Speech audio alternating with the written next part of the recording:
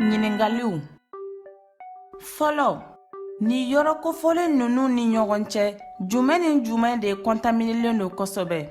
Telefɔni, an ka da sɔgɔyɔrɔw, an ka da tile, kuran kɔntakti, gabugu segi, escalier nɛgɛ.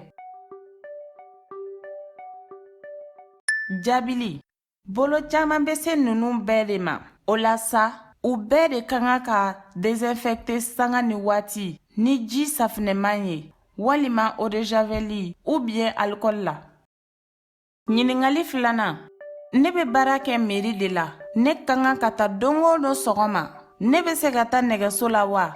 O bɛ ne kisi jamana mobili tali ma, sotarama. Yala hakilina ɲuman don walima hakilina jugu don? Jaabili, awɔ hakilina ɲuman don. A ka kan an ka sotarama kɔnɔ don dɔgɔya, bawo virusu bɛ se ka sɔrɔ nɔgɔya la a kɔnɔ.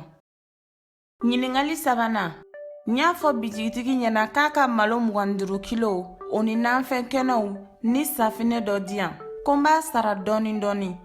Fɛn caman sanni ɲɔgɔn fɛ, o bɛ dɔ bɔ ne ka sugula tagali la. Yala hakilina ɲuman don walima hakilina jugu don wa? Jaabili, hakilina ɲuman don.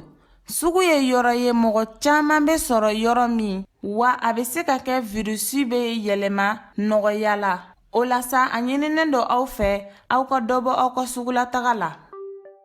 Ɲininkali 4nan, ne tericɛ bɛ dɔgɔtɔrɔso la. A binna moto de la. Hɛrɛ la, basi ma fosi ma sɔrɔ. Komi COVID-19 ma ye a la, yala ne bɛ se ka taa bɔ a ye sini wa? Yala hakilina ɲuman don walima hakilina jugu don?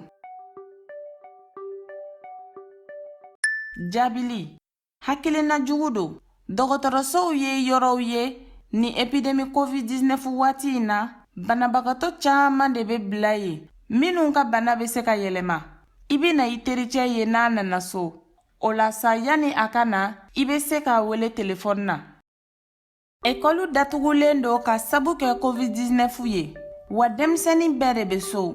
Yanni n k'u to kɛnɛma boliboli la, n y'u kelen-kelenna bɛɛ jɔyɔrɔ f'u ye so nettoyeli la ni ji ani safinɛ ye. Yala hakilina ɲuman don walima hakilina jugu don wa? Jaabili, hakilina ɲuman don. Fɔlɔ, ka denmisɛnnin bila ka taa tulonkɛ kɛ kɛnɛma, o tɛ mɔgɔ faratilen ka baara ye. Bawo a bɛ se ka virusi in sɔrɔ. Safinɛ ye désinfectant ɲuman ye coronavirus ma, wa danger t'a la denmisɛnninw farikolo ma.